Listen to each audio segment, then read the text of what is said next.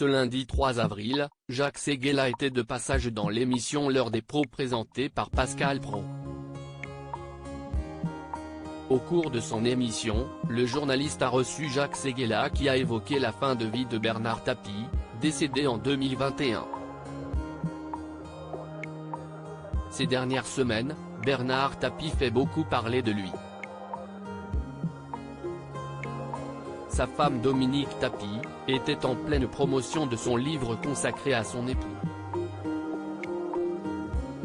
Dans Bernard, la fureur de vivre, elle revient sur leur rencontre, leur histoire qui a duré plus de 52 années, mais aussi sur sa mort et sur les énormes dettes qu'elle cumule depuis sa disparition le 3 octobre 2021. En effet, l'homme d'affaires s'est battu contre un double cancer pendant plusieurs années. S'il s'est éteint, laissant derrière lui sa femme et ses 4 enfants, Nathalie, Stéphane, Laurent et Sophie, il semblerait qu'il ait volontairement choisi de mourir, comme l'a expliqué son ami Jacques Séguéla.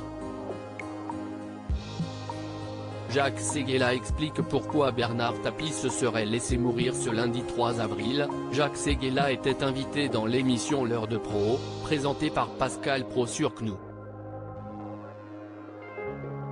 Ensemble, ils ont évoqué le nouveau chantier d'Emmanuel Macron qui veut un projet de loi avant la fin de l'été concernant la fin de vie. L'occasion pour le journaliste de revenir sur les derniers instants de son ami Bernard Tapie.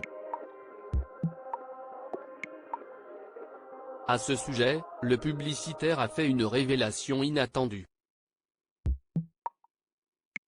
Si est-il lui qui s'est débranché, assure-t-il. Il développe.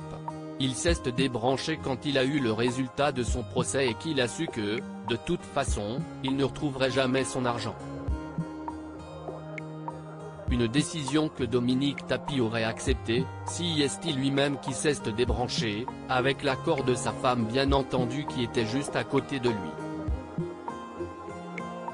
Autrement dit, Bernard Tapie aurait cessé de prendre ses médicaments pour se laisser mourir.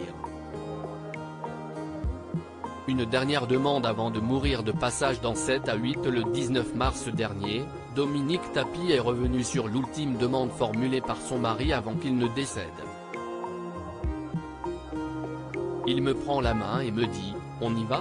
Et là, il lève son regard au ciel et me dit, t'as compris, on y va tous les deux, se souvient-elle.